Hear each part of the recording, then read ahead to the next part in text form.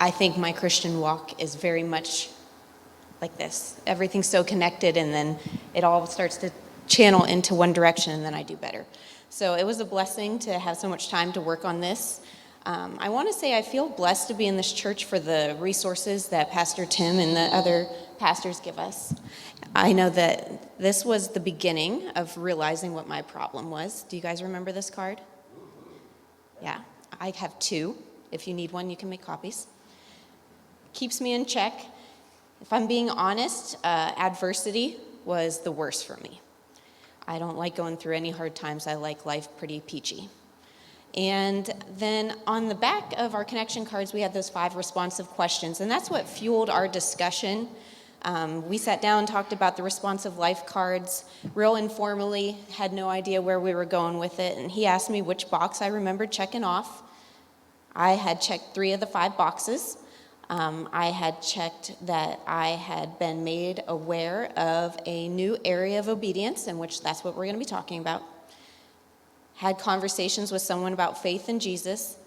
That is not a problem. I like to talk. Not so much in front of you, but I'm up here because other people's testimonies are why I knew that Jesus was missing in my life. So I am nervous. So if you are nervous and you have a testimony, it's okay. You can push through it like I am.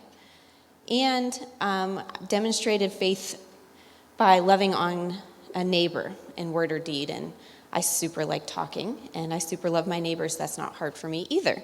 So I was hoping he'd pick one of those 2 to talk about, the ones that are nice, talking with people or neighborly stuff. But we wanted to talk about the hard one, the new area of obedience. So you get to hear my heart problems. I don't really know where to begin because he said the best place would be to start with when I got saved, because he thought my story kind of revealed. A lot of you may think I'm super sweet and loving and kind, and you're going to find out today I'm very stubborn and strong-willed.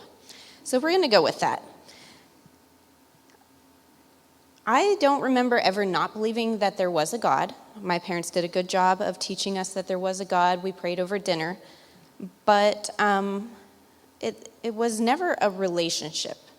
There was respect for his name in our house, and I basically thought God was someone you would talk to when you had problems. I never knew much about thanking God except for the food that we were about to eat. And when I was about 10, 11 years old, my dad's best friend, Ralph Kerr, started picking us up. And he brought us to this church.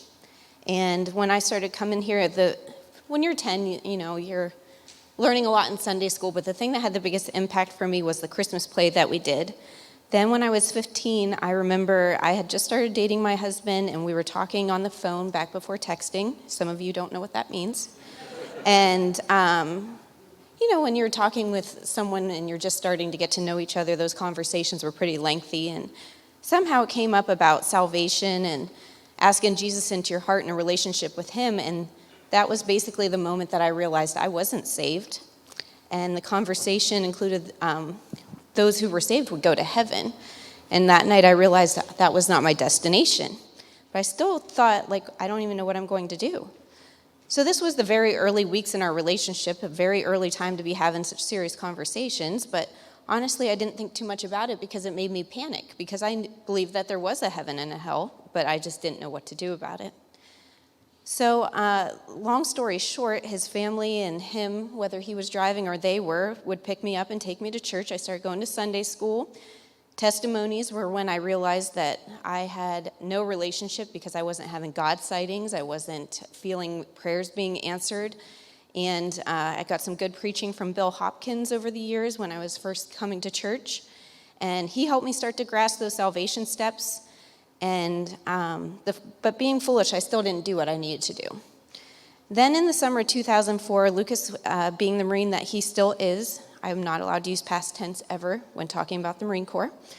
And we made sure that I got in shape so when he got back 3 months later, we could at least run together. We'd have 10 days before I wouldn't see him for 3 or 4 or 5, 6 more months.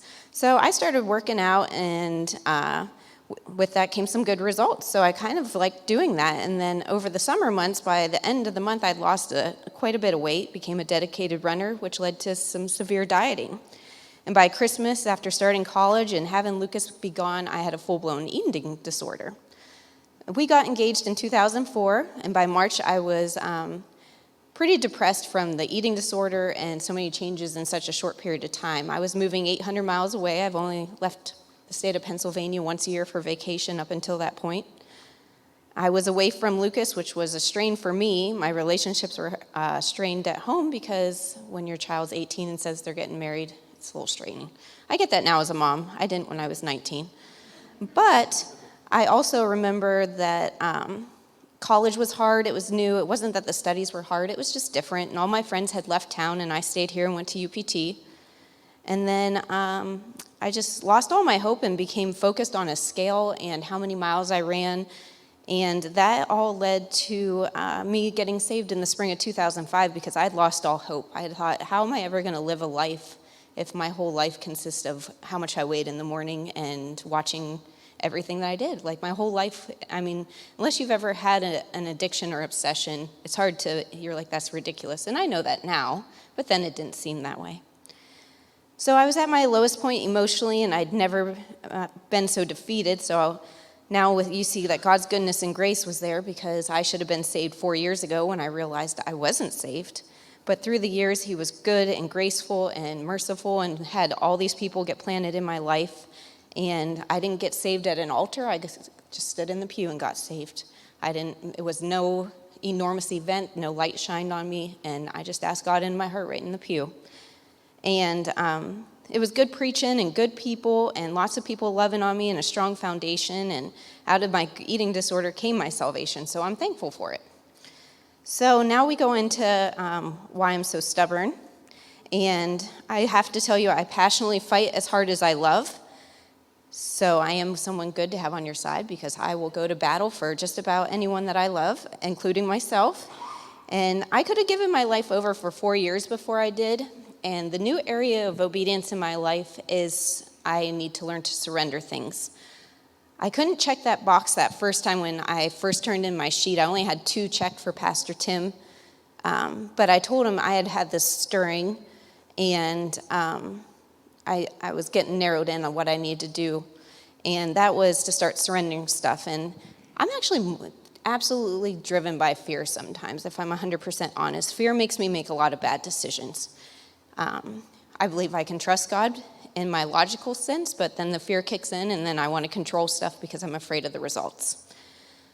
So I had been feeling this stir, and it mainly stemmed from, we had a miscarriage in November of 2019. So for over 2 years, it's greatly been holding me back from the healing God can offer. It's strained my relationships here on earth, and I've gone through the grieving process with God from everything from questioning him to being angry to being grateful.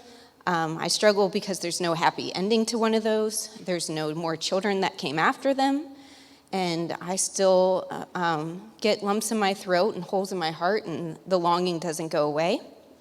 It's just become a part of me. And I see all these blessings around me, and I'm appreciative of that.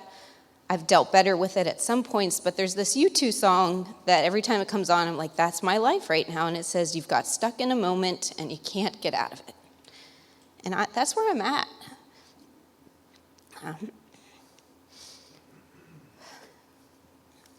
In 2 Corinthians 12, it says, therefore, in order to keep me from becoming conceited, I was given a thorn in my flesh, a messenger of Satan to torment me. 3 times I pleaded with the Lord to take it away from me, but he said to me, my grace is sufficient for you, for my power is made perfect in your weakness, and therefore I will boast all the more gladly about my weaknesses, so that Christ's power may rest on me. And that is why, for Christ's sake, I delight in weakness and insults and hardships and persecutions and difficulties, for when I'm weak, I am strong. And I think the miscarriage pain is my thorn in my side that God's choosing not to remove. That pain, every time I feel it, makes me remember God's mercy for that day and the process of the miscarriage. I was at a Christian concert. We bought tickets for my mother-in-law's birthday, and we were seeing Casting Crowns and Hillsong Worship. I thought that gift was for her, but really God was providing me with the exact place I needed to be to have the strength to get through the next few days. I had just left the emergency room, and I still wanted to go to the concert, feeling a longing to be with God.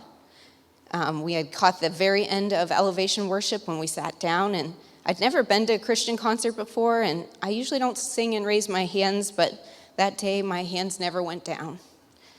And to be honest, I was pleading and praising to my God and my King. This part gets hard. And I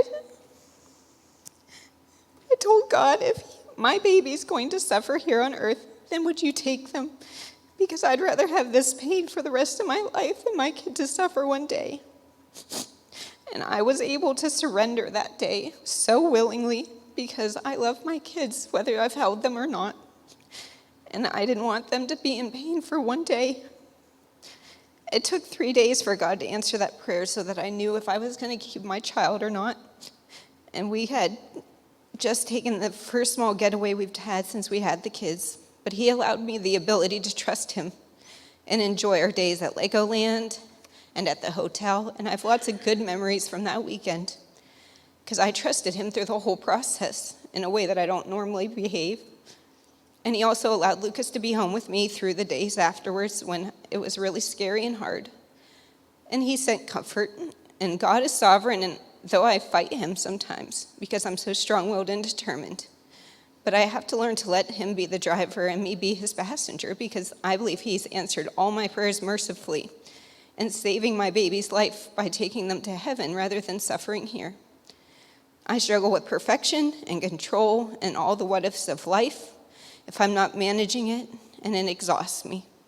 I've heard somewhere to focus on progress and not perfection recently, and that has become something I cling to as a mom because my kids are not perfect, nor am I, but we're all making progress and we celebrate that. And I can't control the what-ifs, but I have a God who can. And he's trustworthy and all-knowing, and trying to control everything and make everything perfect just never happens, and things still go wrong, and I'm slowly enjoying that. I can sit back and enjoy life if I let God be on the throne instead of tugging on his cloak all the time. I am not through the grief I've shared with you, but I'm making progress to surrendering to this plan and the pain that I have. And I hope this meant something to you.